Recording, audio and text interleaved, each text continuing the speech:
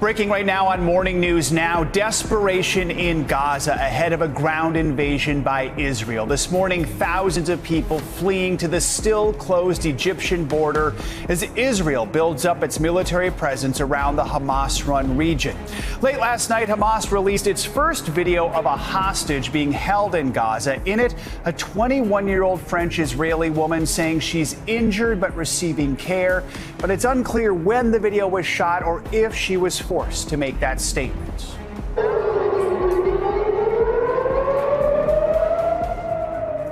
Overnight sirens blaring across Israel as the airstrikes continue, and in Gaza, hospitals pushed to the brink as resources run out. The machines are no longer working because the water pressure now has dropped to the point where they can't function. It's falling apart in every kind of junction in the system. Now Gaza's only cancer hospital warning it has less than 48 hours before it shuts down. All this as President Biden prepares to travel to Israel tomorrow. He's coming here at a critical moment for Israel, for the region, and for the world. Good morning. Thank you for joining us. I'm Joe Fryer. Savannah is off. Let's get right to the latest on the Israel-Hamas war. We have team coverage from the Middle East to Washington. We're going to begin with NBC's Jay Gray, who joins us from Tel Aviv. So, Jay, overnight, Israeli warplanes pounded southern Gaza, including Rafah. That's where the border crossing with Egypt is. These are areas the Israeli military actually told Palestinians to evacuate to. So, what is the latest on the fighting this morning? Is anywhere in Gaza safe right now? Well, Joe, I think the simple answer to that is no. There's a lot of problems and a lot of violence right now. As you talk about, Israeli Defense Forces through aerial strikes really attacked the region last night into the early morning. And what they continue to say is that they are going to root out Hamas regardless of where they may be, and that they are going to find Hamas and rid Gaza of Hamas when pressed on the issue of innocent civilians, especially as you speak about piling up thousands at the border, the Rafah border.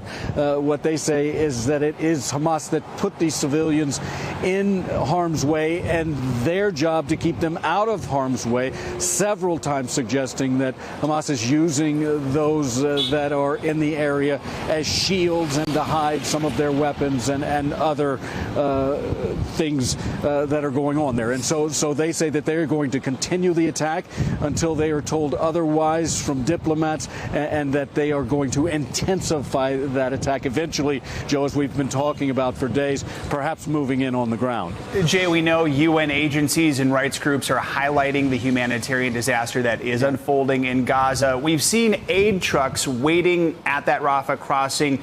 They're still not being allowed in. So what's going on with that part of this story? Has any progress been made there? Yeah, waiting for days. You're absolutely right. Much needed food, water, medicine, fuel. And it's really finger pointing that's been going on. The Egyptians saying that they're ready. The Israelis at times saying they are ready. Neither side really making this happen. And then you've got Hamas in that mix as well. Let's listen to what the UNRWA is saying about the desperate need there. What we are calling for at UNRWA is for the siege to be lifted, the siege on the Gaza Strip to be lifted. No supplies have come into Gaza since the 7th of October. Nothing. No fuel, no food, no water, no other types of assistance. We're talking about 2 million people in the Gaza Strip who do not have water, and water is running out, and water is life, and life is running out of Gaza. Yeah, look, 2 days ago, we were told there was going to be a ceasefire. Obviously, that never happened. The negotiations are continuing on the diplomatic side with Secretary Blinken. I think it's important to point out, though, Joe, as the president makes his trip here tomorrow, he says that a stated mission is not only to show his support and the American support for Israel, but to have humanitarian aid move into those who are in desperate need. That's going to be a tough sell on both sides, but something, again, that the White House has said he is carrying that message as he comes to Israel. Jay, I also want to ask you about the hostages. This week, the Israeli military is saying it believes there are 199 hostages being held by Hamas. Now Hamas has actually released its first video of one of the captives, a French-Israeli woman. What are we learning about this? 21-year-old whose parents say that she is resilient, that they obviously were thrilled to see that she was alive, did not know whether she was alive or not, and say that they believe that resilience that she has will lead to her eventually reuniting with her family. Very difficult time for so many families who are either unaware or do know that their family members are being held hostage. There's been a lot of pressure from within Israel, from certain groups, to have the army go in and enact some rescues. What we've been told, and this is the same from the U.S. side, where there's pressure and a number of U.S. citizens who may be being held hostage. Frankly, they don't know where they all are. They are in underground tunnels. They are being hidden in certain other areas. And so that's just the basic bottom line as to why there's been so little movement right now. The suggestion is there may be some type of trade in the works, though there's been nothing said publicly or diplomatically about that, Joe. And right now, that frustration, along with everything else that's going on in the region, obviously building, and especially with those desperate families. You feel for those families who are struggling with that. We certainly do. All right. Jay Gray reporting from Israel. Jay, thank you so much.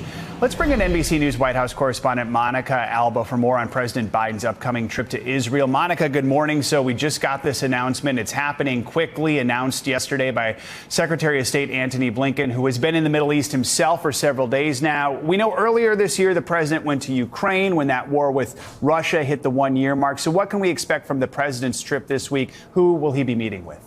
This will be a very significant trip, Joe. The president will be leaving for Israel later tonight at some point. He will land in Tel Aviv, the White House tells us, to have meetings there. And then he will, of course, be discussing the situation on the ground as it relates to the humanitarian crisis in Gaza, while stressing, of course, the United States' solidarity with Israel. This will really be a show of support. And the White House was clear that this was something that the president wanted to do himself once they determined it was feasible. And from there, he will head to Amman in Jordan, where he will be meeting with some key leaders to continue this conversation. He'll meet with Egypt's President al-Sisi. He'll meet with King Abdullah there in Jordan, as well as the Palestinian Authority President Mahmoud Abbas, to continue again to push for this directive to really protect civilians to the degree that that is possible. And then he'll be returning to Washington. Joe. Monica, what's some of the reaction from Israel ahead of the president's trip? Well, we are hearing this as something that they are welcoming. Of course, it was Israeli Prime Minister Benjamin Netanyahu who extended this invitation to the president. They were considering it over the weekend. And now we're also hearing a little bit more from a spokesman for the Israeli Defense Forces on what this visit will mean. Listen. I think that hopefully it will send a resounding message to the region and any Iranian terrorist organization around us to keep at bay and not escalate the situation in the Middle East further. I think that's the most important message that the president will bring, other than it's the tremendous support of the United States to Israel and our right to defend ourselves. That message is a huge priority for the administration, to continue to signal that any other country or actor who is thinking about getting involved in this conflict shouldn't. And the president and anybody from his top aides on down has given a very specific message to Iran in particular, which is be careful and simply do not. I mean, Monica, let's be clear. The president's heading into an active war zone. What are the challenges that come with that?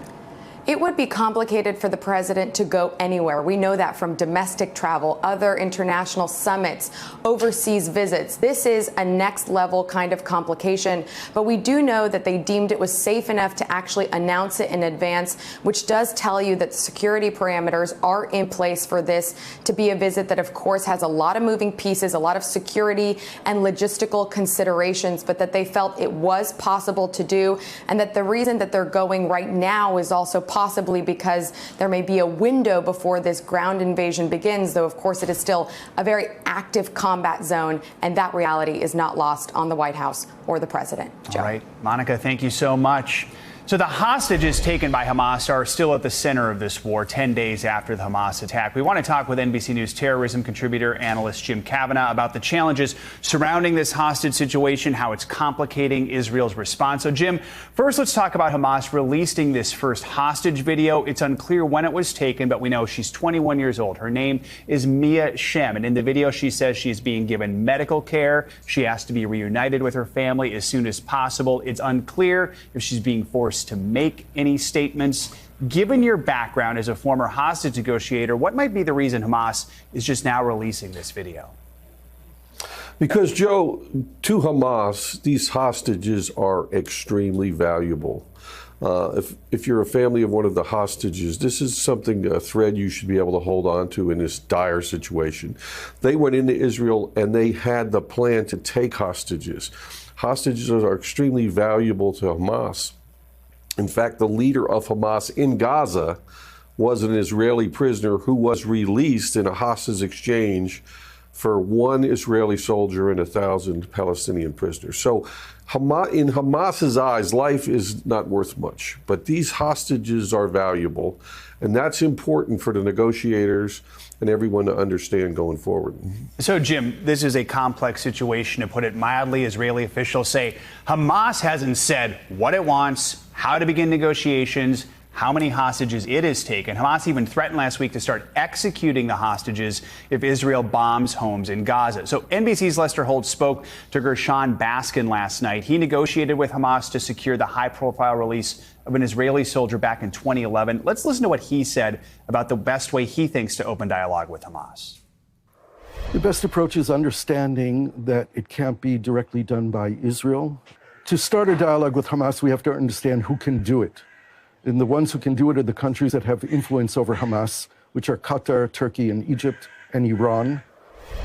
So, Jim, in your mind, what should Israel's approach to this hostage situation look like?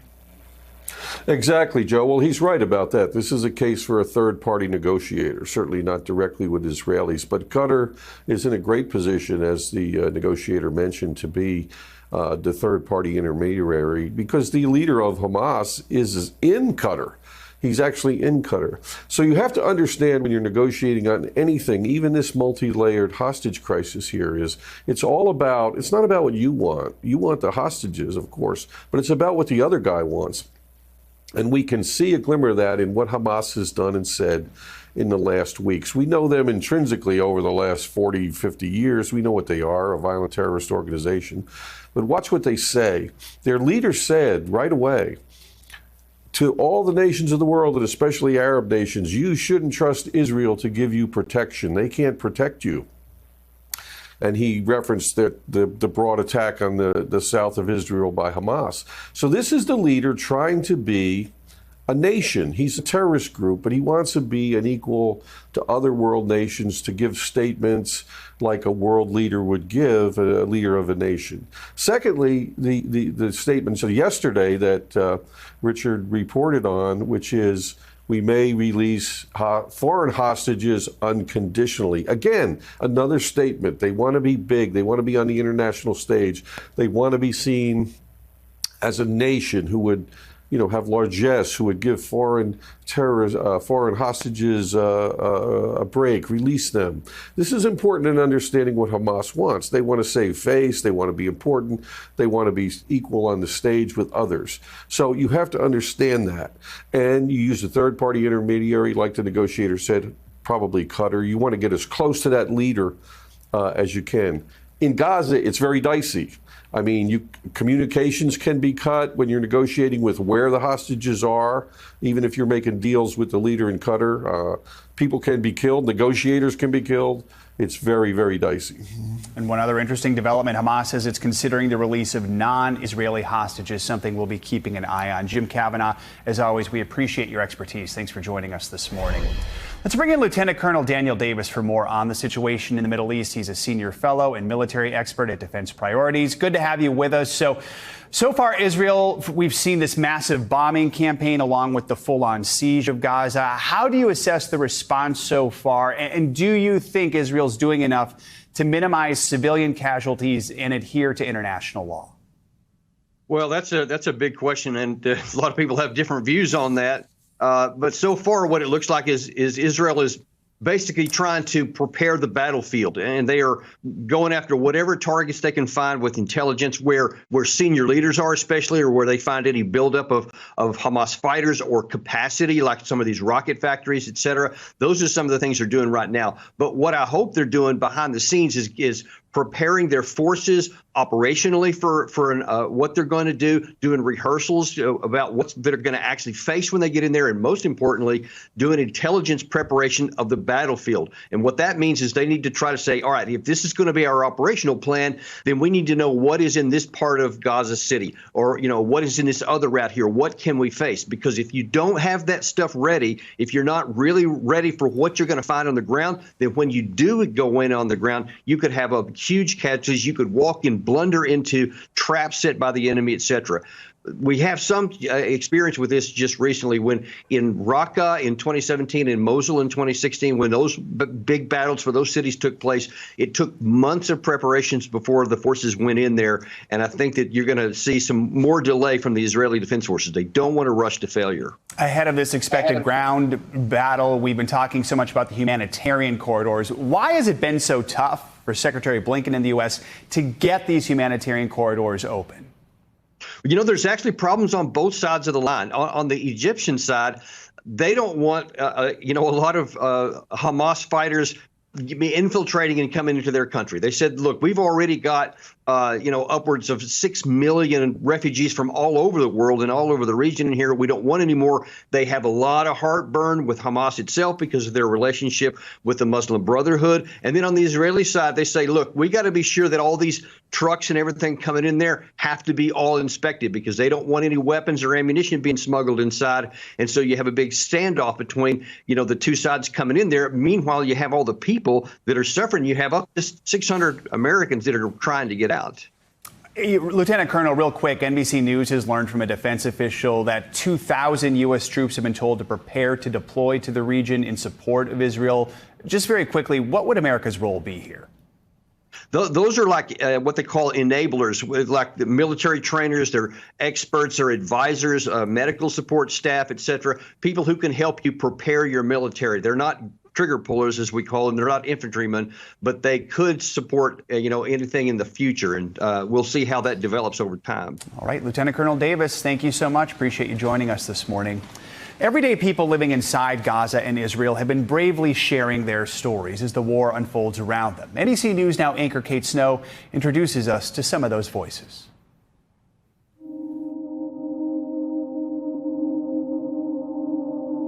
An American who moved to Israel with her husband. There are not words to explain how it feels to open your social media and see your loved ones or your loved ones' friends, family, etc., being slaughtered, burned, raped, taken hostage into Gaza by the Hamas terrorists. I'm praying for a swift end to this conflict.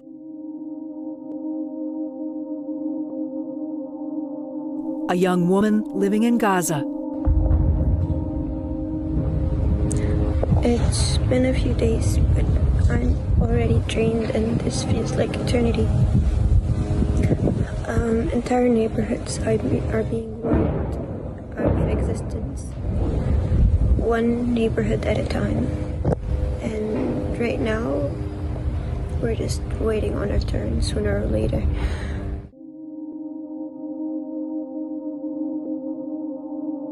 A mother and her children in Tel Aviv under constant fear of attack. I think that for the first time in my life, I cannot find words either in English or in Hebrew to explain the magnitudes of the feelings and emotions that I've gone through in the last week. I think that the hardest thing as a parent is to know exactly the extent of the atrocities that have happened, but to try to keep your kids out of this.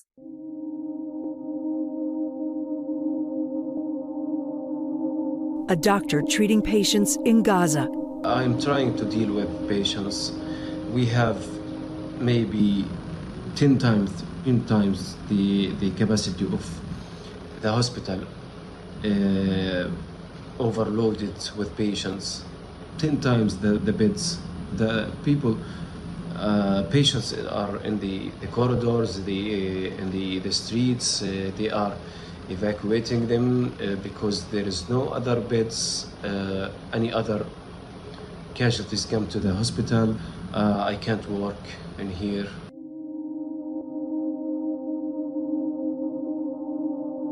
A new mother in Israel, worried about her son's future. And I'm in Jerusalem with my parents.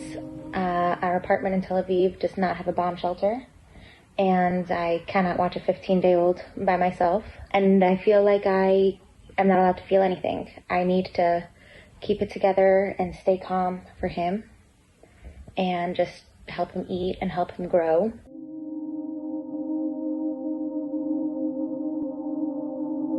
A student in Gaza trying to get her family to safety.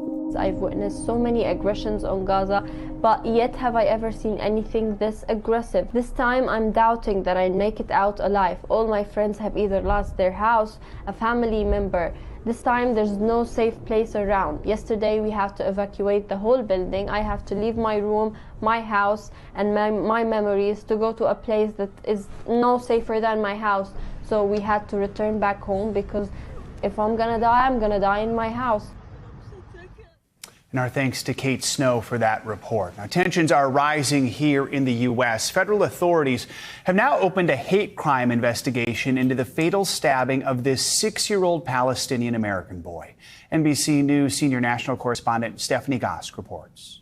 Allahu Akbar. A mosque in Illinois filled with mourners for 6-year-old Wadia Al-Fayumi, a Palestinian-American boy stabbed along with his mother in their home, police say, just because they were Muslim. Hanan Shaheen survived. Her son did not. Wadia's father is in shock. It's like a dream. I still didn't believe my son is gone. The family's landlord, 71-year-old Joseph Zuba, is accused of first-degree murder and hate crimes and has not entered a plea. This heinous crime did not take place in a vacuum. Over the past 10 days, Palestinians, Arabs, Muslim Americans have been subjected to a hateful, hostile campaign. As the funeral was being held, the mosque was also on guard with heavy security because they fear their community could be targeted again. People are afraid. I'm afraid to leave my house. I don't know if there's going to be some maniac who doesn't know any better. The FBI says it is seeing an increase in rhetoric targeting both Muslim and Jewish people.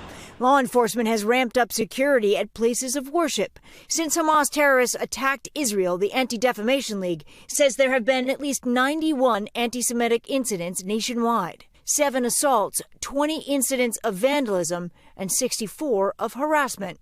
FBI Director Christopher Wray speaking out against hate crimes over the weekend. The targeting of a community because of their faith is totally unacceptable. The FBI also warns that terror organizations could use this time to stage attacks here in the U.S., saying the terror threat is ongoing and evolving. Back to you. All right, Stephanie Gosk, thank you. New this morning, police have shot and killed the man suspected in a terror attack in Belgium. After a night-long manhunt, police found the man in Brussels. He's accused of killing 2 Swedish soccer fans yesterday and injuring a third person. NBC News Chief International Correspondent Keir Simmons joins us now with the latest on this. Keir, good morning. So first of all, what can you tell us about this shooting overnight and the manhunt? How were police able to find the suspect?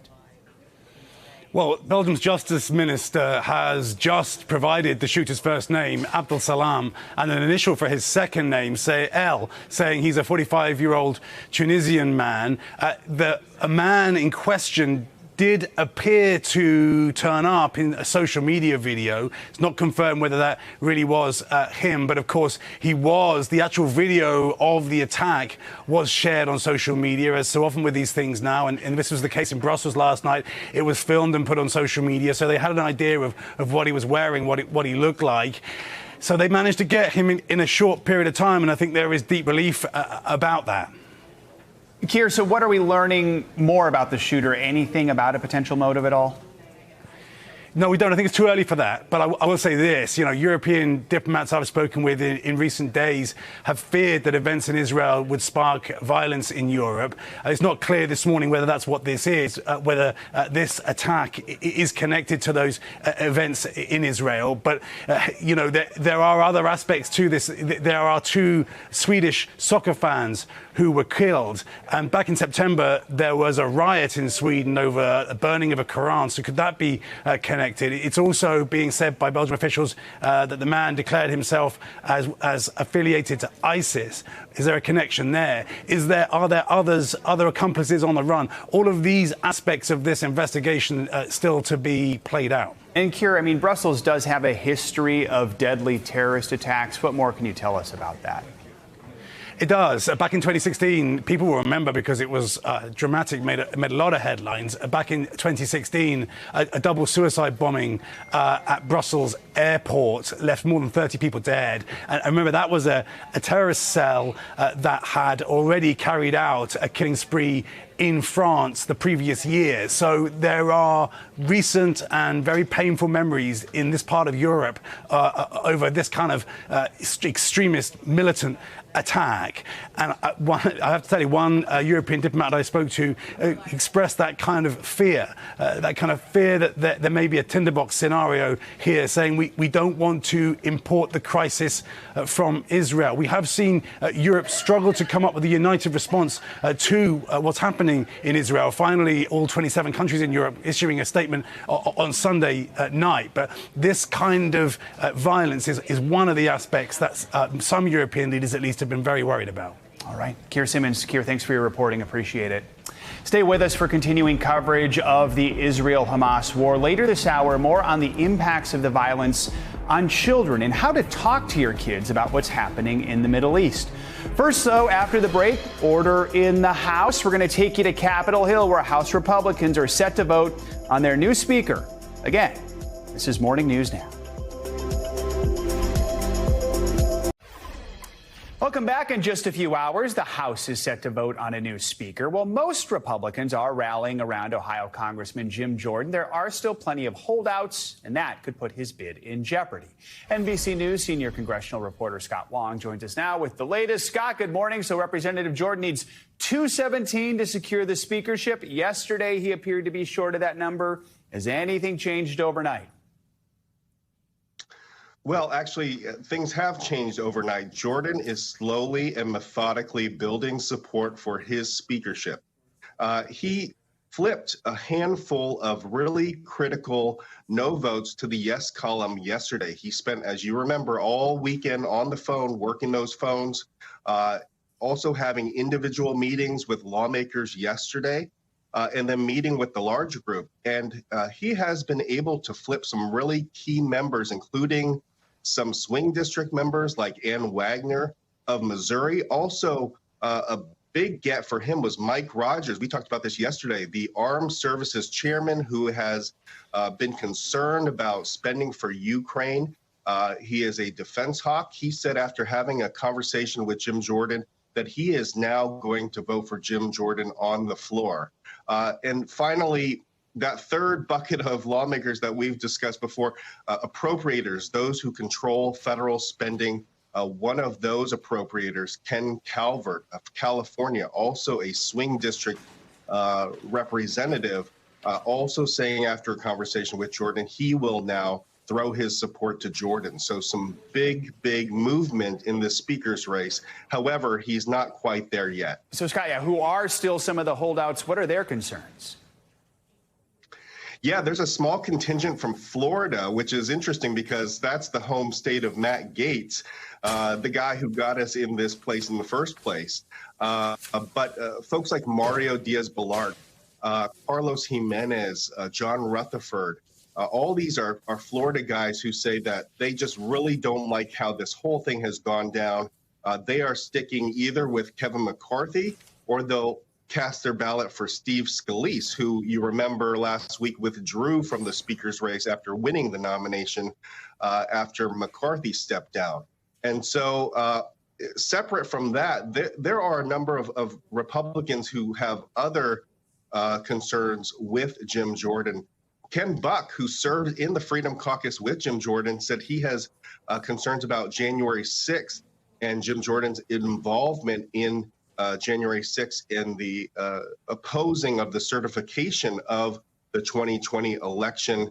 That's an interesting wrinkle. He said he's going to talk to Jim Jordan directly about that and try to get some direct answers from Jordan himself. So, Scott, real quickly, what happens if Jordan doesn't get the support he needs?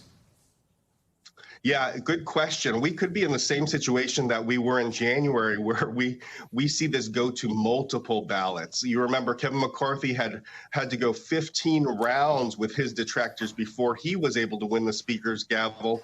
If those detractors hold firm and don't budge, then there are a number of folks that are waiting in the wings, ready to sort of pick up the mantle and run for speaker. They include Mike Johnson of Louisiana, we are told, who serves in leadership, as well as Kevin Hern of Oklahoma, who runs the biggest caucus of conservatives on Capitol Hill.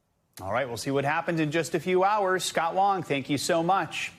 Some parts of the country could see some summer-like temps today. Let's get a check on your morning news now weather. Meteorologist Angie Lassman's with us. Hey, Angie, good morning. Hey, good morning, Joe. Yeah, you're exactly right with those summer-like temps. Some spots are going to be into the 80s, but we've got other spots waking up to kind of a chill in the air. So let's give you the lay of the land. We've got warmer than average conditions that are settling in for parts of the middle of the country. That's where we'll really see those summer-like conditions. Meanwhile, parts of the southeast, we're going to see a cool start. We'll kind of end up with a nice afternoon for a lot of folks. We've got chilly conditions across parts of the Midwest as well. But look at all this sunshine, plenty of sunshine across the board. Just a couple of spots that we could see a few of these showers across parts of the Northeast and parts of the Southwest. Otherwise, great conditions, a really fairly quiet day considering. Now, the frost advisories are up for some spots, including Madison. You can see Kirksville, Topeka, all included in that, along with Tulsa. This is because our temperatures are currently sitting into the 30s and to the 40s. Notice where we're sitting right now in places like Chicago, low 40s, 44 degrees in St. Louis. We've got 41 in Fort Smith, and we've got 39 degrees in Kansas City right now. Some of those spots are going to warm up significantly. Places like Minneapolis sitting at 41 degrees, but ending up a little warmer into the mid 60s by the time we get into the later afternoon hours today, which actually will be above normal for this time of year. But check out Denver. This is what gets my attention. 83 degrees, running nearly 20 degrees above normal for this time of year. So yes, a warm kind of afternoon taking shape across the middle of the country. And that spreads a little farther to the east here as we get into tomorrow. A look at your Wednesday. Temperatures into the afternoons for Chicago will end up into 68 degrees. We'll see 76 degrees for St. Louis. Des Moines will hit 68. So we'll start to kind of feel a little more mild, a little above normal for folks in that region here as we get into your Wednesday. And even farther to the east here as we get into Thursday and Friday, that warmth will spread. 70s for Washington, D.C. That's on tap for Thursday and Friday. We'll start to moderate out and get back into those mid 60s by the time Saturday rolls around. But notice what happens for places like Cincinnati, upper 60s on Thursday, tapering back into the low 60s by the time we get into Friday and Saturday. And of course, it is October, but we are not done with hurricane season just yet. We still have a little over a month left, and we're watching Invest 94L. It does have a good chance of developing, likely into a tropical depression here as we go into the next couple of days. Either way, we're going to be watching this here through at least the beginning of next week, but it does look like the spaghetti models are taking it a little farther to the north. We'll see that turn probably happening early into the week next week, but even still, we're going to watch for some potential impacts to folks in the islands. Specifically, the Lesser Antilles is where we'll be watching for potential impacts down the line, Joe. For what it's worth, hurricane season ends at the end of November, so we're counting down the days to that. Mark your calendars. All right. Thanks, Angie. Appreciate it. Coming up on Morning News Now, it's being called a much-needed step forward. When we come back, what we're learning about a settlement just reached for migrant families that were separated at the southern border. Plus, new developments in former President Donald Trump's election interference trial as a judge issues a gag order against him. We'll be right back.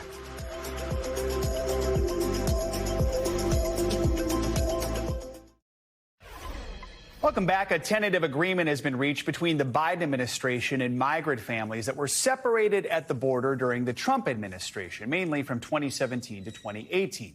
That separation policy was put into place during the Trump administration and faced sharp criticism. The American Civil Liberties Union, the ACLU, represented the families in this case. In response to the settlement, the ACLU said, well, no settlement can ever wipe away this tragic episode in our country's history. The settlement is a much-needed step forward to help the thousands of families that were so brutally separated under the Trump administration. NBC News Homeland Security correspondent Julia Ainsley has been covering this story from the beginning, joins us with more on the agreement. So, Julia, walk us through some of the terms of this settlement. What do qualified migrants receive? And also, what are some of the new regulations now imposed on the government? Joe, I think you'd be surprised by just how long it took the Biden administration and the lawyers representing these families to come to this agreement. This has been over 2.5 years in the making. There were some stipulations, like the families wanted compensation financially that the government just wasn't able to provide. They wouldn't agree to. This agreement allows for these families to live and work in the United States for 3 years, which gives parents the opportunity who are having to choose between either living separately from their child in another country or bringing their child back from the United States to a potentially dangerous situation. This will now allow them to live and work in the U.S. for 3 years while also getting services like mental health services and legal services, as they're now allowed to apply for asylum. But they still have to apply. There's a chance that they still couldn't get it and they could face deportation down the road. But it at least gives these people the comfort of being able to live here for 3 years and to see what their chances might be without that fear of deportation that most migrants who come to this country do face. So the judge presiding over the case is expected to approve the settlement, but congressional Republicans could try to block it. Tell us more about that. What are they concerned about? Yeah, that's right. The Republicans in Congress could say that they won't fund this. This does come with some funding needs for those legal services, for the mental health needs. It also has a provision that says the government cannot separate families for up to 8 years unless there's some sort of danger to the child or to public safety, but not merely for an immigration offense. That could be something that Republicans could take an issue with, or you could see a challenge from some conservative legal groups like America First Legal, that's headed by the architect of the family separation policy, Stephen Miller. And Julia, some families at the border are pursuing their own civil cases in court. Real quickly, what are those families seeking?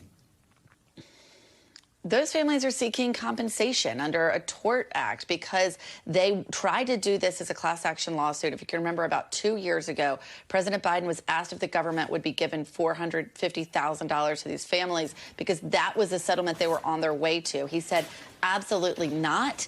They walked that back, so now they're pursuing individual claims. But the government is fighting those claims, saying that there was never a policy to separate families, that it was just an unfortunate byproduct of having to prosecute families and parents for illegal border crossings. But DHS seemed to contradict that yesterday. Some of their language said that this was a cruel and inhumane policy, where the Justice Department very carefully chose their words and continued to say practice. So we're pushing them a bit there to see, is there a disagreement over how egregious this policy was or practice when they pick those words, and if there's a disagreement between DOJ and DHS. All right. Julia Ainsley, as always, thank you so much. The federal election interference case against former President Trump is in the headlines this morning. Judge Tanya Chutkan issued a partial gag order for Trump ahead of his trial, which is expected to begin in March. In a statement to the court, Judge Chutkan said, quote, his presidential candidacy does not give him carte blanche to vilify and implicitly encourage violence against public servants who are simply doing their job. Now, it's unclear what penalties Trump would face if he violates the judge's orders. This is the second gag order the former president has received this month. The other was in connection with the New York lawsuit against Trump and his businesses. Trump has pleaded not guilty and denied any wrongdoing in all of the cases against him. NBC News Justice and Intelligence correspondent Ken Delanian joins us now with more. So, can Judge Chutkan express concerns over the initial order requested by special counsel Jack Smith? The order she imposed, it's narrow in comparison. So what exactly can't Trump say, and did we get any insight into why the order is limited? We did, Joe. Good morning. Judge Chutkan acknowledged that she was grappling with a really difficult issue here, a clash of values.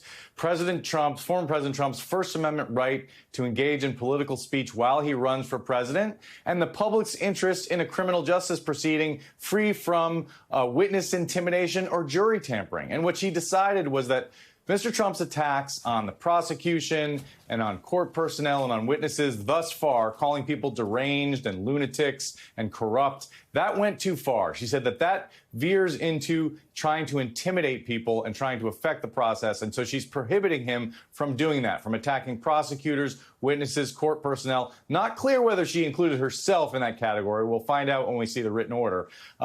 But she explicitly is still allowing him to criticize the Justice Department, of course, the Biden administration. He's running against President Biden, after all, for president, because she knows that she has to do that because he's running for president. She cannot totally muzzle him as she might a traditional criminal defendant. But nonetheless, this is a significant step by a judge. And as for penalties, she discussed possible sanctions, including bringing him to the court, fining him. But the ultimate sanction would, of course, be jailing him. And that would be a big step to take against a former president who is running for president. Yeah, no kidding. So no surprise, Trump quickly responded to the gag order during a campaign rally in Iowa yesterday. Let's take a listen. We'll discuss on the other side.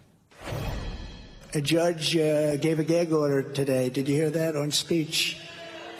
Which I believe is totally unconstitutional, what she did. A judge gave a gag order. A judge doesn't like me too much. Her whole life is not liking me. Former president also took to Truth Social to discuss the decision from the judge. So first of all, for Trump, is an appeal possible here? And then the comments we're hearing from Trump at all, could they potentially violate the gag order, or do they seem to fall in line?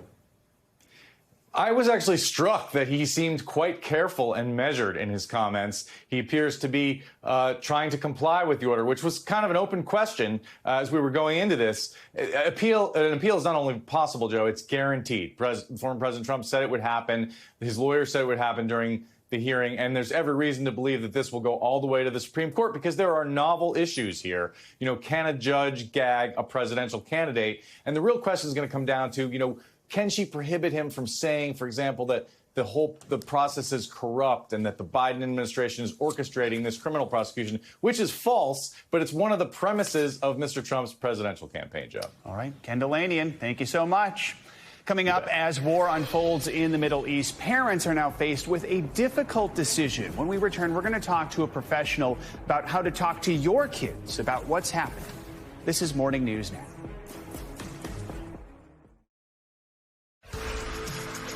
Welcome back. Let's get to some financial headlines, starting with a new survey predicting what we can expect from holiday spending numbers this year. Yes, time to start your shopping. CNBC's Bertha Coombs has that and other money headlines. Bertha, good morning. Hey, good morning, Joe. So holiday spending is forecast to rise about 14% this year, but the surprising thing is that some high middle-income shoppers are expected to shell out far less. A new survey from Deloitte predicts consumers will spend an average of $1,650 this year. Shoppers with annual household incomes of $50,000 to $100,000 are expected to spend about 26% more this year than they did last year. But people who earn between $100,000 and $200,000 are only expecting to spend about 2% more. This is the demographic that will likely feel the impact the most from the return of student loan payments. 2/3 of shoppers say that they're going to shop during Thanksgiving week, hoping to find bargains. Meantime, LinkedIn is cutting more than 600 jobs, or about 3% of its workforce. The Career Network, which is owned by Microsoft, is eliminating positions across its engineering, product, talent, and finance teams. The cuts are on top of more than 700 layoffs LinkedIn announced in May. The company is growing, announcing back in June that its annual revenue topped $15 billion for the first time.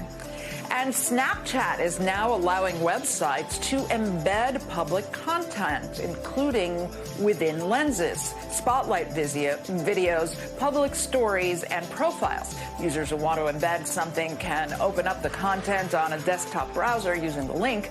They can click on the embed button, copy the code, and post it to their site.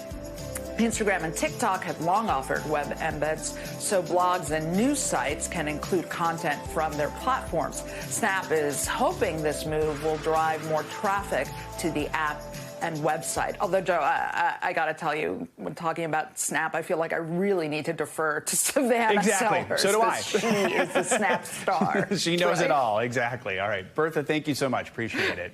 Time now for our weekly mental health check-in, and we're focusing on how the war unfolding between Israel and Hamas might be impacting you and your children. Plus, we have tips on how to cope with the stress and anxiety that comes with tragic events. For more, let's bring in family and clinical psychologist Dr. Jennifer Hartstein. Good to have you with us. So let's start with kids, because this can be so overwhelming for kids. How do we help them out? Are we supposed to answer all of the questions they might have? You're not going to be able to answer all of the questions they might have, because I don't think we have answers as the adults for all of the questions they might have. So I think, yes, we have to have honest and open conversations, but age appropriately, right? You're not going to say the same thing to your 5-year-old that you're going to say to your 15-year-old. So keep it simpler.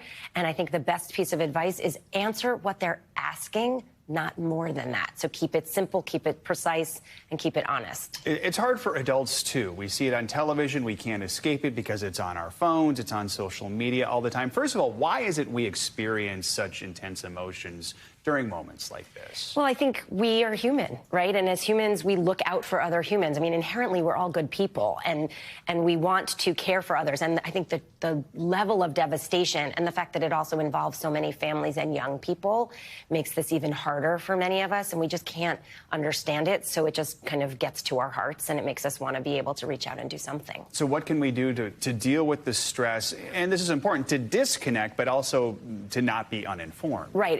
It's a very fine line. And we know that all of these images are just activating our stress responses. So we're all in hypervigilant mode. It's important to take some time off. So if you notice that you're in that like irritable, anxious, overwhelmed space, put the phone down, give it to somebody else. Maybe they changed. If you can't find your like scrolling, give it to someone, let them change your password for a couple hours so you can like really get away from it.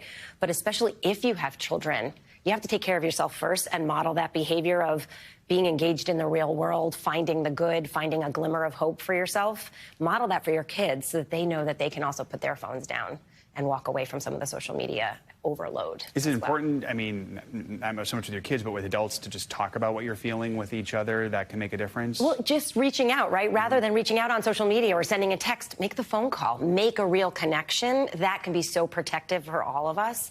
It's worth that shot, for sure. I've heard from people who've said, you know, I've heard from people who reached out and they weren't sure if they should be reaching out right now. And they said, yes, please let me know that you're thinking about me and my family or during this time. That is important. Right? 100%. You know, I think what everybody wants is connection. And at a time of war, there is so much disconnection.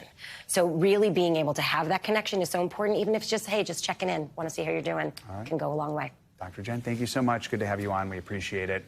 Coming up, she has come a long way from American Idol, and now singer-turned-talk show host Kelly Clarkson is making another big move right here to 30 Rock. We're going to catch up with her next. You're watching Morning News Now.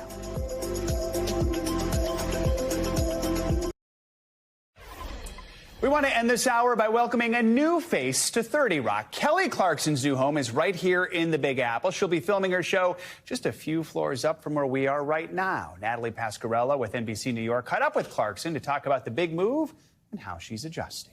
Give it up for Kelly Clarkson! What's up, New York?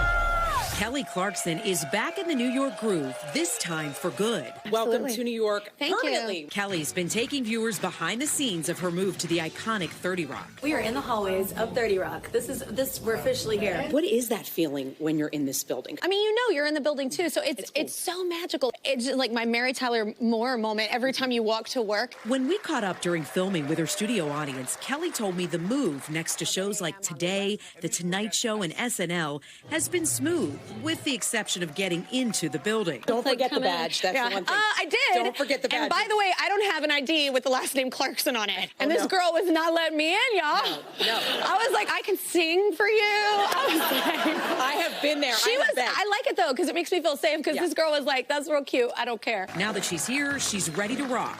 Bringing all-new karaoke and a premiere honoring an NYC staple. We are honoring the doormen and women of New York. You can expect more musical surprises this season, too, including an entire episode with Alanis Morissette. When I heard her music and her writing when I was a kid, it changed my personality. Like, she's incredible and such a strong woman and intellectual, and just, I didn't know I could say things like that. She empowered you. Yeah. I love New York. New guests, new studio, and a new start in the city Kelly says has always felt like home. If my life is affected, it bleeds over into things. And so I'm so happy here. My kids love it. And like, if you're a parent, like, once your kids are happy and you feel like they're doing well, everything else falls into line. Our thanks to Natalie for that report. You do not want to forget your badge here. You cannot get anywhere in the building without it. Welcome to Kelly. Hope we run into you soon. That does it for this hour of Morning News Now. The news continues right now.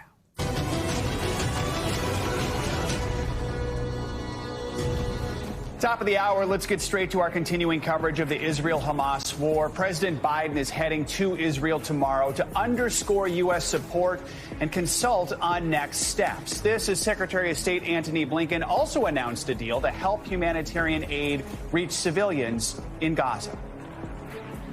The United States and Israel have agreed to develop a plan that will enable humanitarian aid from donor nations and multilateral organizations to reach civilians in Gaza, and them alone, including the possibility of creating areas to help keep civilians out of harm's way.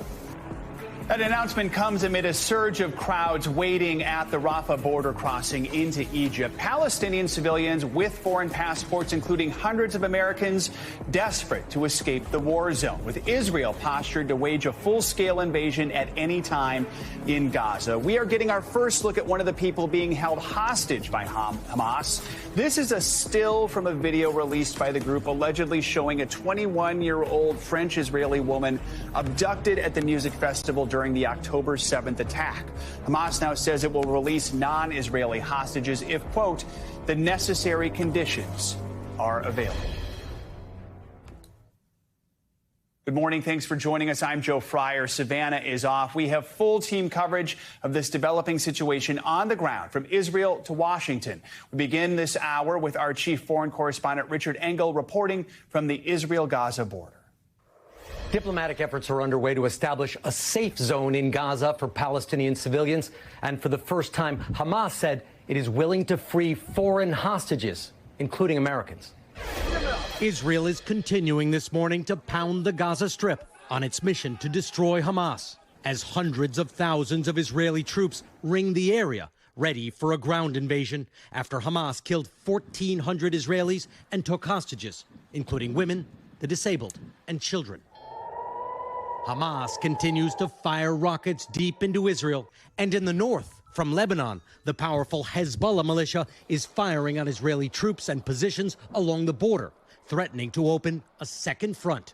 Hezbollah could even send its fighters across the border into Israel. And Iran this morning is making new threats of unspecified preemptive strikes if Israel continues its attacks into Gaza. Secretary Blinken said President Biden will soon arrive on arguably the most difficult and physically dangerous trip of his presidency. The United States and Israel have agreed to develop a plan that will enable humanitarian aid from donor nations and multilateral organizations to reach civilians in Gaza. The U.S. has deployed 2 aircraft carrier strike groups to the eastern Mediterranean, and 2,000 American troops are on standby. A clear message: the United States is ready to back Israel in a wider war.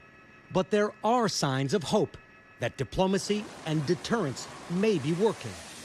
Overnight, Hamas released a video of a hostage held in Gaza, a young woman who the group says is in good health. It's unclear when the video was taken. And in a potential major development, the spokesman for Hamas's military wing said the group is holding 200 hostages and that it is willing to release the foreigners among them, which include Americans, saying they were taken by accident and are not part of the fight with Israel. The spokesman said the foreigners will be released when field conditions are right. Iran says Hamas will free hostages if airstrikes stop. In Gaza, the humanitarian crisis is growing as hundreds of thousands follow Israel's order to move south and get out of the way of a possible ground assault. U.S. officials say discussions are underway for humanitarian supplies to enter Gaza and provide relief for the 2.3 million Palestinians cut off from food, electricity, and water. This is not the first time that President Biden travels to a war zone. He visited Kyiv in Ukraine, but back then, nobody expected that Russian President Vladimir Putin would try and kill the president of the United States. This time, there are more actors: Hamas, Hezbollah, and Iran, and they're less predictable. All right, Richard, thank you so much. Let's bring in NBC News Chief White House correspondent Peter Alexander for more on President Biden's upcoming trip to the Middle East. Peter, good morning. So we know the president's set to arrive in Tel Aviv tomorrow. This is happening quickly. The trip was announced after Secretary of State Blinken had an hours-long meeting with the Israeli prime minister. So what's going to be on the president's agenda? What do we know? Well, this is likely to be a very quick trip for the president. I figure it'll only be a matter of hours that he's on the ground there. His first stop, as you noted, is going to be with Bibi Netanyahu, the prime minister of Israel, and his war cabinet. The president likely to huddle with them before he heads to Jordan, Amman, Jordan, where he will meet with the Jordanian king, the president of Egypt, and also the president of the Palestinian Authority, Mahmoud Abbas, right now. This is clearly a very unique opportunity in the eyes of the White House for the president to demonstrate in person his ironclad commitment to Israel's right to defend itself, a powerful show of solidarity in their view. But he will have a couple of priorities. One is really to try to work face to face in efforts by the U.S. to help push for the release of those hostages, almost 200 in total who are being held right now. Unclear exactly how many of them are American, likely to be under 20. That's the number of missing Americans at this time. And separately, he wants to make a really strong argument that there be humanitarian aid that gets into Gaza at this time. The U.S., we are told by one of the national security advisors to the president, has not dictated any conditions for this visit, which means, in effect, Joe, that there's no clear evidence that the Israelis couldn't begin their potential ground invasion while the president is there, Joe. So Secretary Blinken said yesterday the U.S. and Israel have agreed to develop a plan that will enable humanitarian aid to get where it's needed most. How will that plan work? What are we learning? I want to play for you what we heard from John Kirby, who is one of the chief communicators here at the White House representing the National Security Council, in a moment. But the very simple bottom line in the eyes of the White House is the priority is that humanitarian aid gets in and innocent civilians can get out. Here's part of what Kirby told us. We certainly have a path forward here to be able to get humanitarian assistance in and to try to help get American citizens and safe passage for others out of Gaza. Now, look, I don't want to sound Pollyannish here. There's a lot of work to be done. We know that all of us are going to have to turn our shoulders to the wheel here to get this complete. But there was terrific progress made yesterday. Food, water, medicine among those priorities that the U.S. is trying to get in right now. And obviously, Joe, one of the real challenges here is to get open what's called the Rafah Gate. That's a gate that connects Gaza to Egypt right now. The U.S. has been working actively with Israel and Egypt to try to make that happen. But to the best of our knowledge at this point, it still has not been opened up for those to leave or any of that aid to come on in. Peter, I also want to ask you about the 2,000 troops, U.S. troops now on standby, prepared to potentially be deployed to support Israel. What more do we know about that?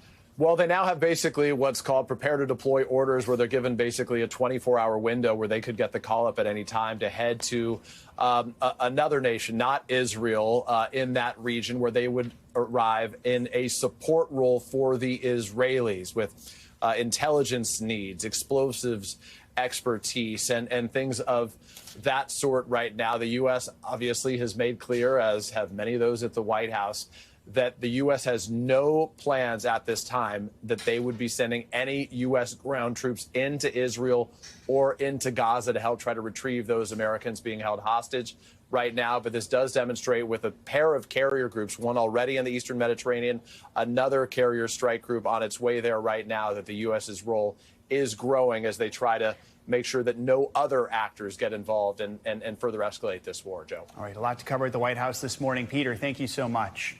Let's continue the conversation with Peter Beinart. He is editor-at-large for the magazine Jewish Currents. Peter, thank you for joining us this morning. I know you have been critical of Israel's military actions in Gaza and the ongoing siege. Talk to us more about what's on your mind right now, what worries you most about this conflict and the potential long-term impact.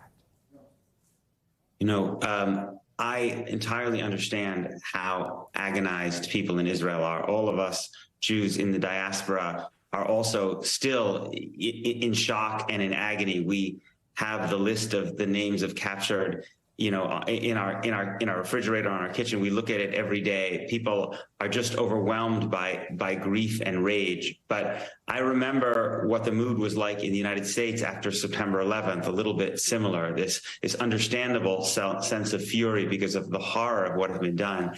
And it didn't lead the United States to make good decisions. It led the United States government to make some very bad decisions. And I worry that Israel is going in and doing tremendous devastation in Gaza.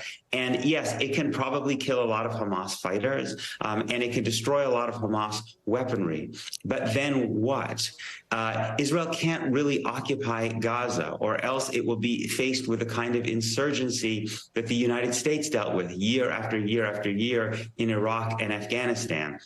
If it tries to put in some other kind of Palestinian government, that government will look like a puppet government, and Israel will have to prop it up and also face an insurgency. So what I wish that America was telling Israel at this moment is to think a little bit about the long-term consequences. Is there actually a plan for what's going to happen once Israel goes in? So you wrote a piece for the New York Times a couple days ago. It's titled, "There is a Jewish hope for Palestinian liberation. It must survive." And in that piece, you say that the work of moral rebuilding must begin. I want to ask you more about what that means in your mind, moral rebuilding, and just what's the broader message of your piece here?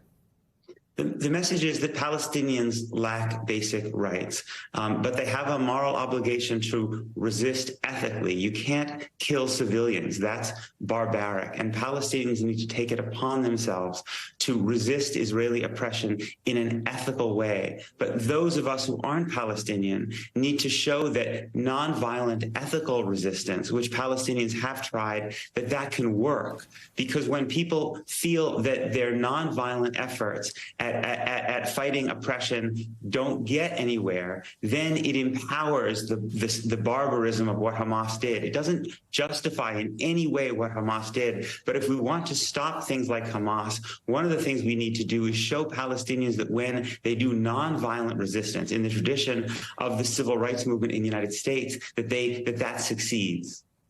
As you know, President Biden expected to make a trip to Israel tomorrow. We only have like 30 seconds here, but you said you'd like to see America think a little bit. What's your main message that you would like to get to the president as he prepares for this trip?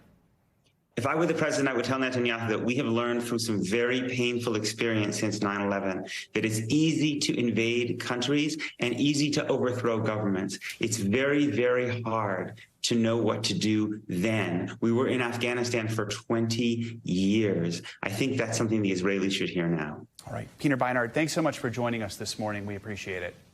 Thank you. Let's stay with our coverage of the events unfolding in the Middle East with a closer look at how Israel's relationship with its neighbors has evolved over the years. NBC News foreign correspondent Raf Sanchez takes a closer look. As the war between Israel and Hamas rages, all eyes on the Rafah crossing between Gaza and Egypt. Right now, the only potential way out of Gaza. For the attacks launched by Hamas on October 7th, Egypt's relationship with Israel was stable. The countries worked together on security, keeping Gaza in a military blockade since 2007, after Hamas took power. And they partnered on energy, with Israel sending gas to Egypt. Israel's peace with its neighbors is always very pragmatic, to the point of cynicism. It's not a peace between the people. It's cold peace. A cold peace that took decades to get to. The countries fought several wars after Israel's founding. But as Egypt struggled to defeat Israel, and Israel sought recognition in the region, heavy U.S. pressure helped bring Egypt to the negotiating table. In 1978, they signed the Camp David Accord.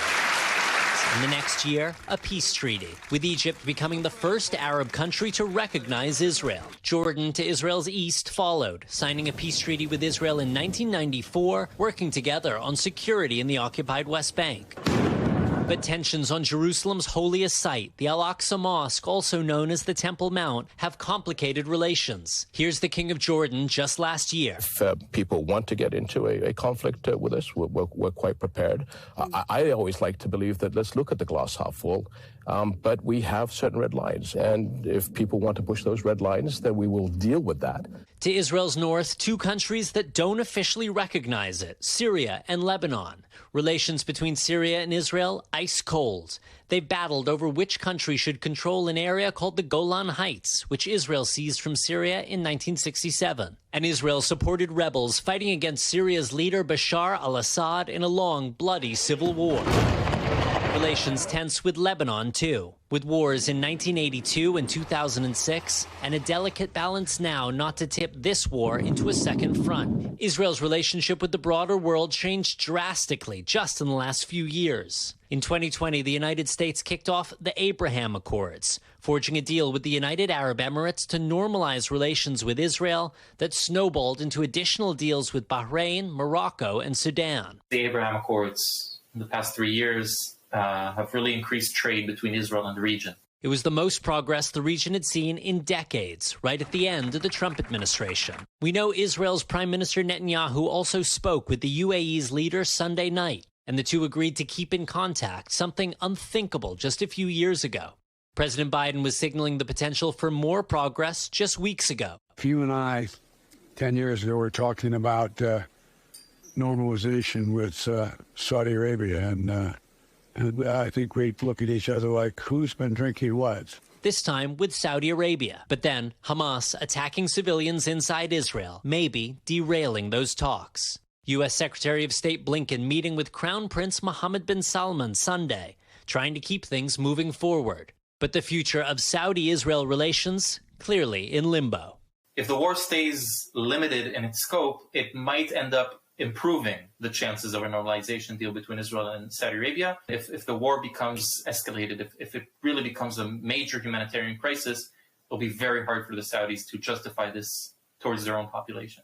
And hanging over this whole conversation is Iran. Iran, the sworn enemy of Israel, the financial backer of both Hamas in Gaza, Hezbollah in southern Lebanon. Iran has cheered on this Hamas attack, but the U.S. says so far it has no evidence that Iran was directly involved. I asked an Israeli military officer, based on the weapons you're seeing Hamas fighters using, does any of that point to Iranian involvement? He said at this point, no. But there is a real concern that this war raging in Gaza could spread across the region and could lead to a direct confrontation between Israel and Iran.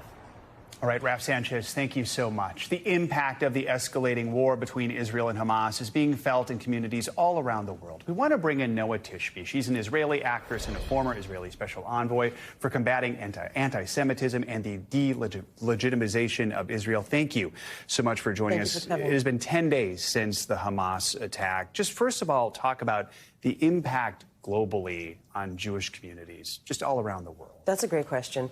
So the impact is profound. Jewish communities all around the world feel threatened, they feel under attack, and they feel unsafe. We've been warning for a very long time that there's a huge rise in anti-Zionism, which is the new face of anti-Semitism, and we have for a very long time tried to warn against it and show that every time there's a conflict that's happening in Israel, now a massive war, Jewish communities around the world suffer. Everybody feels connected, and everybody feels that this is personally attacking them, and we see this in the attacks in Beijing. An Israeli man was slaughtered. There are attacks in Sydney. They're yelling gas the Jews. There was a demonstration here in New York City a few days ago in support of Hamas, in support of a terrorist organization. So people feel more comfortable supporting, and I'm not saying people, obviously a lot of the American people understand that we're talking with a barbaric terrorist organization, but a lot of people on the left are actually standing up against Israel, against the Jewish community, and supporting a terrorist organization, and it has to stop. We're seeing a lot of tensions play out on college campuses right now. There's a rich tradition of that in college. Exactly. I remember, when I went to college years ago, you would see these discussions. How would you like to see schools handle this in a way that is respectful, but also, it communicates the most important message? So what we're seeing right now on college campuses has been brewing for a very long time. This is not new, and this is not just coming out. We have seen for many, many years apartheid week, apartheid wall. We've seen Jewish college students, more than half of them, feel the need to hide their Jewish identity, and this is before this conflict happened, before this war occurred. So this problem for Jewish communities and Jewish students on campuses and this vilification of Israel has been happening for a very long time. I think that now The administration is starting to understand that they made a mistake, and they're starting to understand that people will not stand for this anymore. I don't think you can allow for BDS organizations to be on campuses anymore. BDS, which is the Boycott, Divestment, and Sanctions organization, which is the organization that has basically infiltrated the American minds of young people in trying to brand Israel an apartheid state similar to South Africa, which is nothing but a new blood libel. These organizations are not a progressive organizations. This organization is not about peace, and it's not about unity, and it's not about the two-state solution. BDS organization is an organization that is after the destruction of a democratic state, the Jewish state, and it needs to be stopped. We only have a little bit of time here, but we have people who are deeply involved in this issue. We also have just a lot of people, especially in America, who are not paying maybe very close attention to what's happening in the Middle East. What would you say to them to say why this is important to pay attention to it? This is such a good question. Look, this war, it's not Israel's war. This war is the world's war. What is happening right now? Hamas is ISIS. Hamas is the Taliban. Hamas is that doctrine of radicalism that is after everything that we hold dear. They're after our way of life. They're after our values and our cultures. And sadly, I must say that since Israel's the front line of this worldwide war, if they're done with Israel, they're coming for us in America and Western civilization. So this needs to be very personal for any person who values our democratic values and our way of life.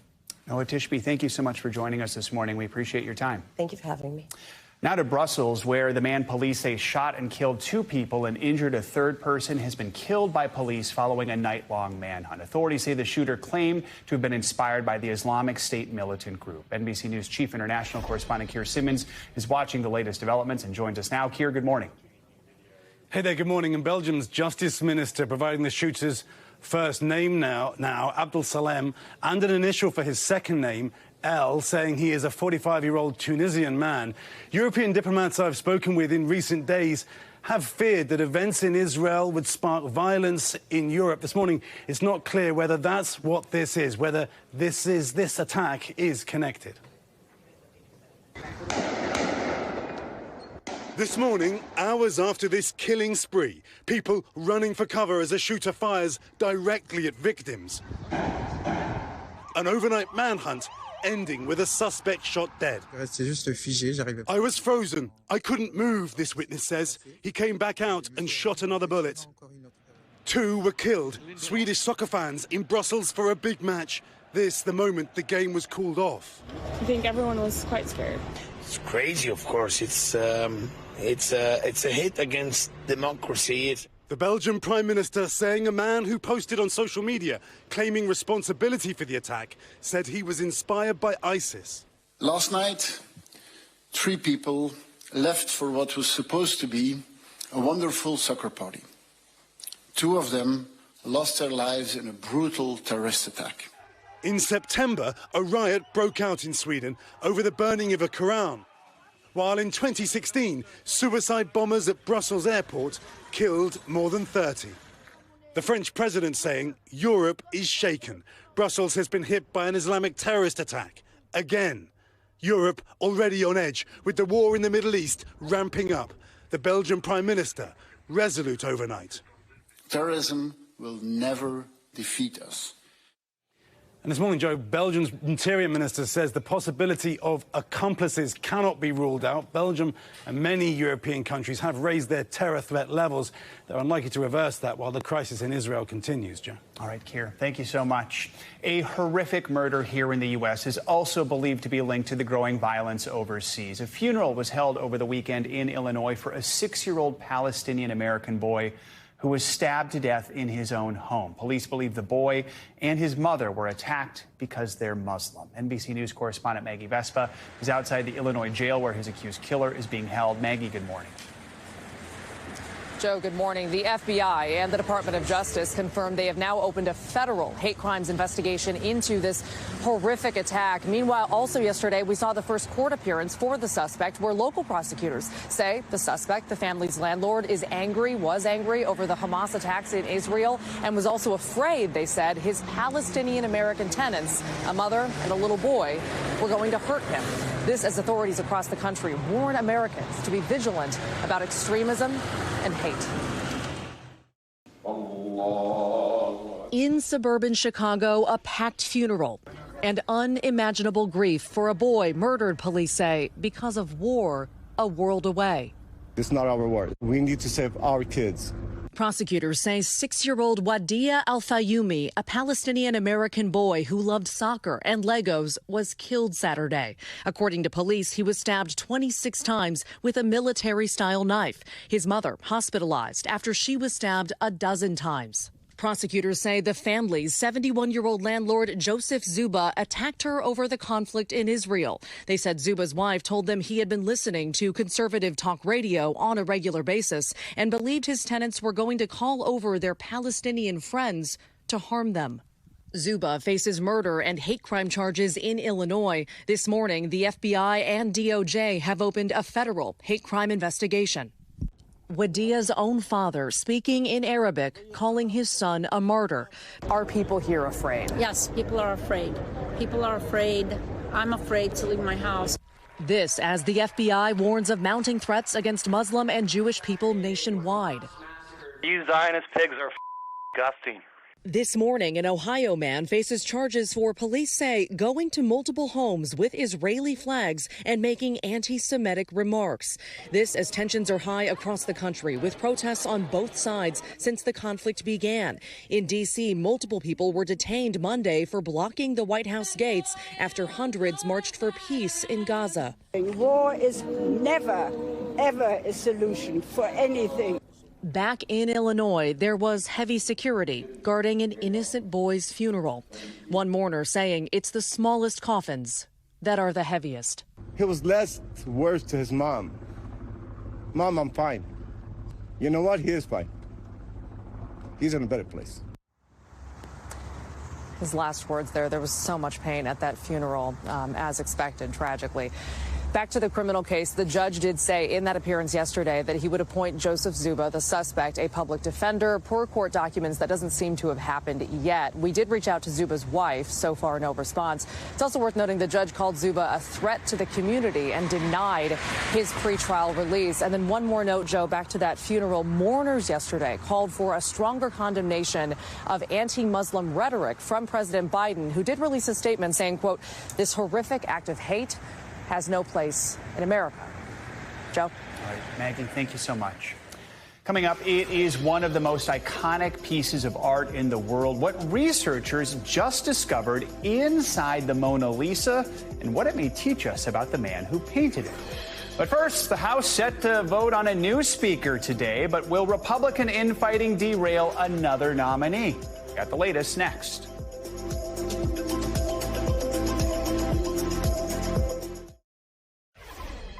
Back now with the latest on the fight to elect a new Speaker of the House. In just a few hours, we are expecting a vote as Republicans try to rally support for their latest nominee for Speaker, Ohio Congressman Jim Jordan. But it's still not clear if he has enough votes to get the gavel. NBC News senior Capitol Hill correspondent Garrett Hake joins us now with the latest. Garrett, good morning. So this time yesterday, it looked like Jordan did not have the votes to secure the speakership. He can only lose, four Republicans, and he's okay. Right. Anything changed right now?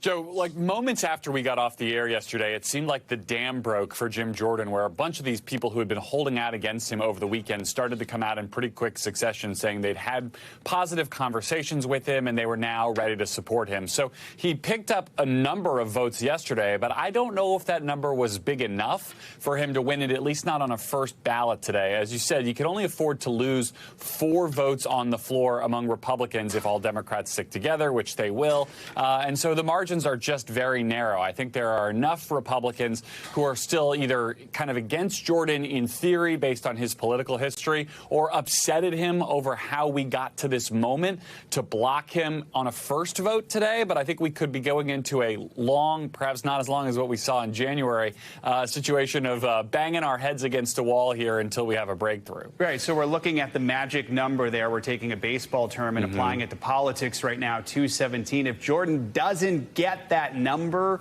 what might happen? Could we see what we saw in January, or could we just say, hey, who's next? Look, I think we'll see a version of it because part of Jordan's strategy here is to expose the people who are against him. I mean, part of our challenge in reporting on this has been we don't know all the people who will vote against Jordan. It's been a secret ballot process up till now. A lot of folks aren't keen to sort of declare themselves against Jordan and have the weight of the whole conservative media ecosystem come down on their head. And so for the Jordan folks, part of the value of having a vote on the floor today is they can see where their opposition is and let that pressure build on those people, particularly on some of these more moderate members who will get asked, you know, if you think it's so bad that we don't have a speaker, why are you now the ones holding it up? Now, at some point, the pressure kind of reverses itself. If we go like a day into this and still don't have a speaker, you could see more pressure building on Jordan to get out if he really can't close the gap. But I think at least at first, the idea of figuring out who all the no votes are and letting the Sean Hannitys of the world kind of go to work on them is part of the plan if you're Jim Jordan. So right now, House really can't do much, and we have to remember we're a month away from another potential government shutdown. Do we get a sense that that's putting any extra pressure on Republicans right now? Look, the clock is definitely ticking on that issue, on the issue of sending aid to Israel, which is a big issue among Republicans. Those are part of the discussions behind the scenes for Jordan. And they're particularly interesting because Jordan has not been somebody who's particularly tried to avoid shutdowns, right? He's been kind of a political brinksman in the course of his career. He's been called a bomb thrower. He's not keen on Ukraine aid, for example, one of the other big things that needs to get done. And so for some of these more institutionalist Republicans, they're waiting to get reassurances from Jordan that he won't lead them right into a shutdown in his first act as Speaker before they're willing to vote for him. So all of these things are definitely interrelated as we see what happens on the House floor today, Joe. Another busy day ahead for Garrett Haake. Garrett, thank you so much. This bet. morning, Russian President Vladimir Putin is in China for a controversial meeting with Chinese President Xi Jinping. NBC News foreign correspondent Claudio Lavanga has that and other world headlines. Claudio, good morning. Good morning, Joe. That's right.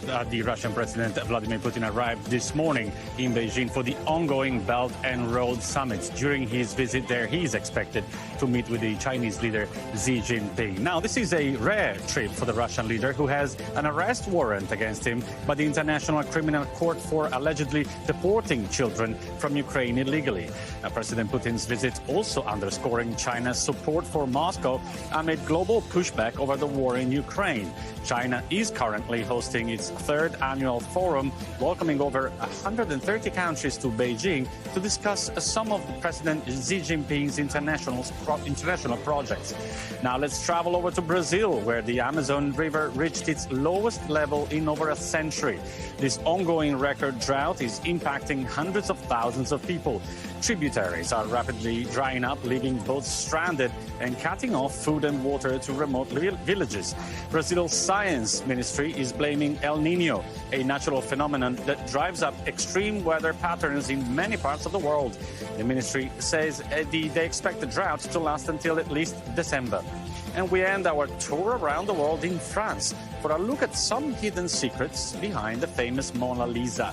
A new study suggests that painter Leonardo da Vinci might have been a chemist. A team of scientists found a rare chemical compound within the iconic piece. The research finding that da Vinci may have used this chemical to experiment with the paint layers of the Mona Lisa using a technique seen in works created about a century later. This new finding suggests da Vinci was unsurprisingly way ahead of his time. Joe? A man of many talents. All right, Claudio, thank you so much. Coming up, two brave survivors of that music festival massacre in Israel speaking out this morning, what they told us about when they realized they were under attack and the moment they looked Hamas in the eye.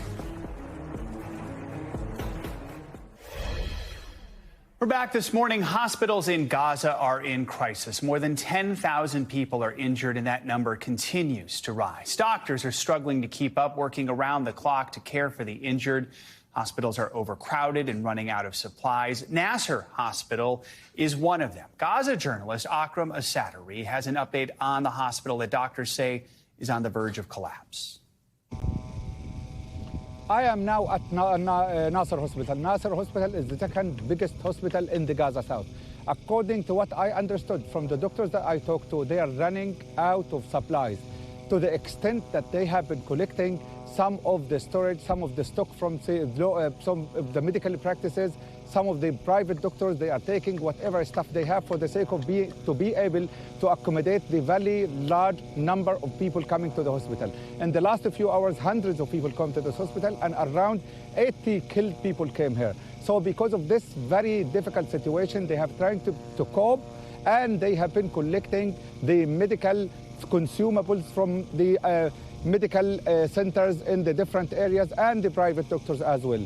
The hospital is the people, and the patients are already aware that some of them might not be lucky enough to survive, not because of their fatal injuries, but rather because of the very lacking situation when it comes to the consumables and the medical supplies. The situation in the hospital continues to deteriorate, also according to the officials that I talked to. People in the hospital and people around the hospital are in thousands. While I'm talking to you, I can see around me from every direction civilians who came to the hospital to seek shelter, to erect their tents and to try to stay in those areas because they are seeking safety, and they're willing to survive, and they're fleeing from the ever-increasing bombardment in the different areas. As you know, people were displaced from Gaza South to the Gaza North, and those people who came from the Gaza North are trying to find themselves in spaces, even in the open areas, hospitals, the UNRWA places, and other places. All right, Akram Asadari, thank you so much for that report. Also this morning, we are hearing firsthand what it was like when Hamas fighters stormed a music festival during their attack on Israel. NBC News Now anchor Tom Yamas spoke with two survivors and heard about the tragic day that they say has changed them forever. What do you remember first? You hear like boom, boom, boom, boom, boom, boom, boom. And we just start to see masses of people running by foot from one place to the other, just all over the venue. There was about, I want to say, an hour of escape inside the venue, inside the lot where everything is chaotic. You hear the shots are getting closer, and they're here. They knew exactly where everything was. In a couple of minutes, they took over the entire place. They knew where to put their weapons, where to barricade, where people were. You saw that up close. It was precision. Sure. They knew what to do. Precision with no mercy. We were barricaded inside the venue. You couldn't get out. We couldn't get out. The terrorists have blocked all exits from all directions, including the forest behind us. This was a massacre. I have friends for 8 hours. They hid underneath dead bodies. It's Holocaust style. We got out of the car and hid underneath the car. And we hide there for, I want to say, maybe a little bit over an hour. We said our goodbyes. We said how much we love each other. We said goodbye to his parents. We also started hearing Allahu Akbar calls and shots like really, really close. We heard the bullets from our backs. We made a split-second decision that we are jumping back to the car. The terrorists are in every corner, on every vehicle you can imagine, prepared like a Hollywood movie-wise. And Ronald, just remembering this, it hurts. Every time she tells the story, and this exact same moment when you tell that we hopped on the road, and I remember what I have seen. I mean, a lot of terrorists. I mean, I can't stress this enough. I think over 100. I mean, I don't know. And you thought you were going to die? Of course. Of course. They are shooting at us in like hundreds of bullets. And we hear the bullets hitting the car. They were aiming at our wheels especially. You saw the Hamas terrorists up close. I have looked them in the eyes. And when you make an eye contact with a human, you see a little bit of his soul. And no soul. I mean, they were shallow, empty. I don't know how to explain it. I have looked him right in the eyes. We had an eye contact. He have looked at me when I was so terrified. He just started and opened fire. I mean, no hesitation at all. When we arrived to the roundabout, we saw Israeli civil forces. We knew how we looked. We are driving. The Israelis started shooting at you. They shot a bullet through the windshield on my side and the window next to me. And after the glass shattered, they heard our screams. Each and every one of us. Everybody in the car just screams, "We're Israelis, don't shoot." They heard us. They immediately stopped. And they just yelled at us, "Run." Do you guys have, I don't know if you know what this means, but it's called survivor's guilt? It feels horrible. Like, oh, you're heroes. You survived. You made it. Like, I buried my friend yesterday. Like, I don't feel like a hero. Yeah. Why me and not him? Why her parents needs to host this funeral for her and not me? It's been a week now, right? Do you still think about that road and those terrorists? There is not a moment, I think, that we can think of anything else. It's our lives now. There was the life before, and there's the life now. Our thanks to Tom Yamas for that interview. The death toll from that music festival stands at more than 260, with Hamas also taking an unknown number of hostages. All right, let's take a check now on your morning news now weather. NBC News meteorologist Angie Lassman's here with a look at some of the temperatures, including some summer-like temperatures around the country. Morning, Angie. Good morning, Joe. Yeah, it's a bit of a different kind of story if you look in the center of the country versus, say, to the southeast, where we're actually starting quite cool. And we'll have kind of a mild day for our friends across the southeast. They deserve it. Places like Florida, you're going to see those temperatures top out into the upper 70s. That'll be nice and refreshing compared to what you've been dealing with. Meanwhile, that October warmth is going to hold steady in the middle of the country. We'll see temperatures inching closer to the 80s, if not over 80, as we get into the afternoon hours today. But we're starting with a couple of frost advisories. Some of them have come down in places like Wisconsin, but we still see them remaining for Missouri, stretching down into Oklahoma, Kansas, all included in that. And our temperatures currently warming up just a little bit in some spots, but still into the 30s for Kansas City, Joplin, St. Louis sits into the mid-40s. So a brisk kind of start to the morning. Jackets are going to be necessary. You'll be able to peel them off, though, as we get into the afternoon hours in some spots. Like Minneapolis, you'll still end up into the mid-60s and be a little above normal, but definitely no jackets needed. In Denver this afternoon, 83 degrees will be your high for this afternoon, with temperatures across this region running anywhere from, say, 10 to 20 degrees above normal.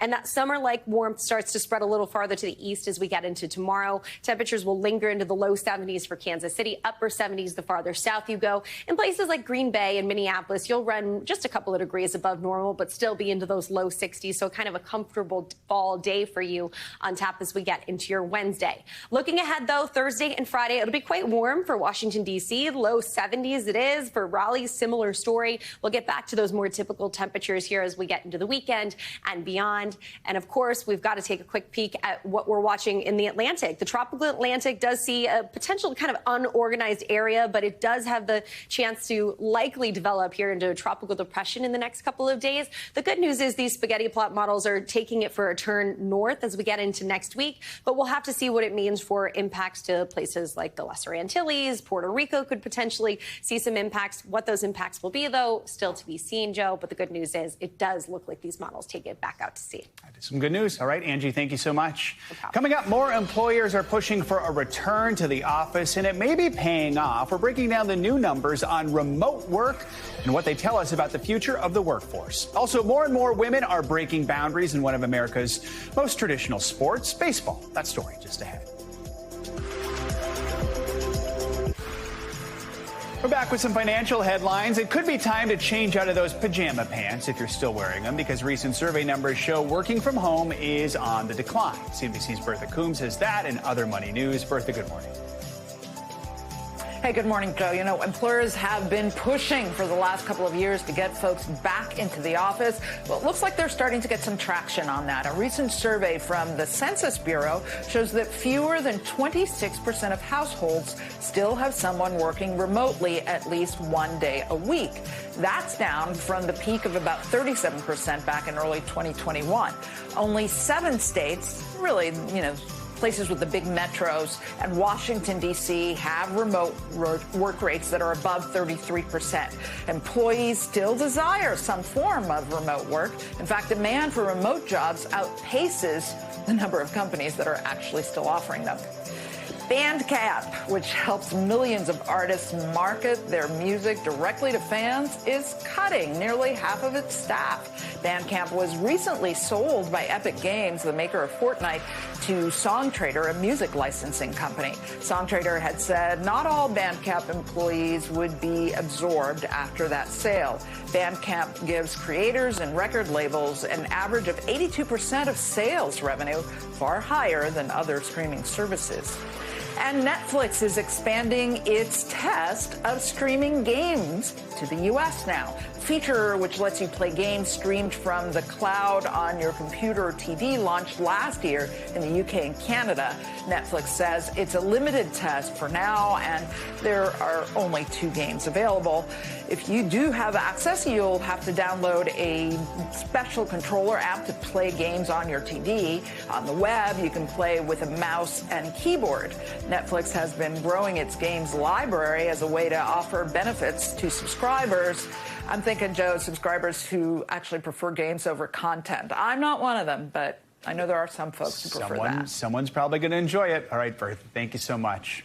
We're continuing to remember the life of Suzanne Somers. The legendary entertainer passed away on Sunday after a long battle with an aggressive form of breast cancer. Well, Somers' husband, Alan Hamill, who was by her side until the end, opened up this morning on Today, discussing his late wife's legacy and their love story. She was an amazing, amazing woman.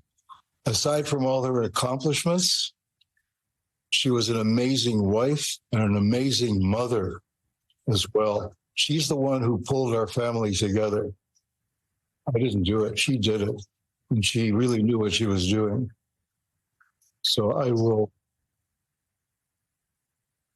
miss her. How were her final days? Were you able to, in these last weeks, say your goodbyes? And how was she doing? She was doing okay. Not great, but she was doing okay. And we had conversations. We faced reality, like who knows what's going to happen down the road. And so we talked about, what are you interested in maintaining whatever happens?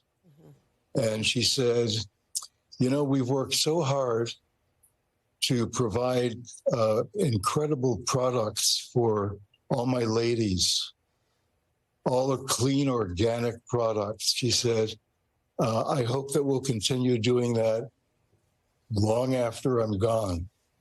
And I said, let's not talk about after you're gone. She said, the reality is I've been, fighting this thing for a long time, and who knows what's going to happen down the road. I wouldn't say I was surprised. She was heavy breathing at the very end, and I gave her a pill to relax the breathing, but it didn't work. And I was grateful that I was with her when she left us. And it was very peaceful, and it was beautiful, and she was beautiful. Suzanne and Alan were married for more than 45 years. Our thanks to Hoda Kotb and Savannah Guthrie for that interview. Coming up, when women making history from the dugout to the front office, more and more women are landing in leadership roles in the great American pastime. The historic changes and the impact that could have on the future of the game. A growing number of women are blazing a trail in Major League Baseball, with the league's first woman general manager, minor league manager, and now a candidate to be a manager of a major league club. Here's Sam Brock.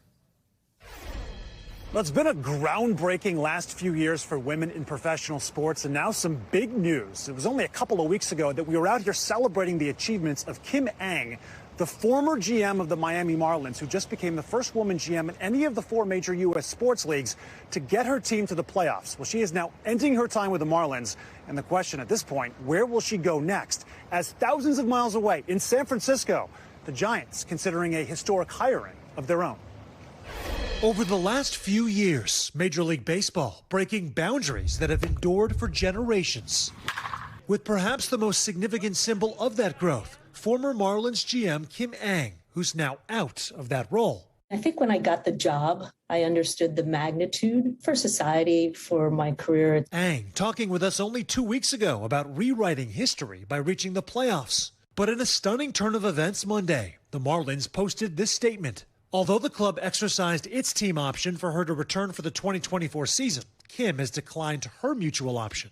We thank Kim for her contributions during her time with our organization and wish her and her family well. After first starting the job 3 years ago, Ng talking to Hoda about the decades-long trek to get to the mountaintop. Did you not get jobs because you're a woman? You know, it's hard to say, but I would suspect yes. Now, the main question is what job she'll take next, with speculation swirling about the recent GM opening with the Boston Red Sox. Ang telling The Athletic and MLB.com she had a fundamental disagreement with Miami management about reshaping baseball operations. Meanwhile, on the country's other coastline, Got caught. It's like hitting a wall. Alyssa Atkins already etched her name into the history books with the San Francisco Giants. How are you? Get in here. Coming in, squeezing in. The first woman tapped to serve full-time on a big league coaching staff. Former star softball player at Sacramento State, now believed to be the first woman formally interviewed ever for a managerial job. A story broken by The Athletic's Andrew Baggerly. She's just part of the team. As more women move into positions of leadership, it's just going to mean that there's going to be more of a pipeline of people that will follow. At a time baseball has fundamentally overhauled some of its oldest rules, it's developments off the diamond that may finally be leveling the playing field. As far as what we know about next steps for Nakin, the San Francisco Giants right now have not commented at all on this story or our request, but she is 33 years old, which if she were hired for this manager's job, would instantly make her the youngest manager in Major League Baseball. So that may not be, but the Giants, at the very least, clearly are invested in her future with the organization.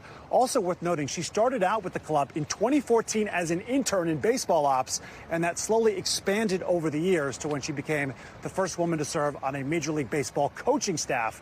By the way, she is also expecting her first child this February. In Miami, Sam Brock, NBC News. All right, thank you, Sam. That does it for this hour of Morning News Now. The news continues right now.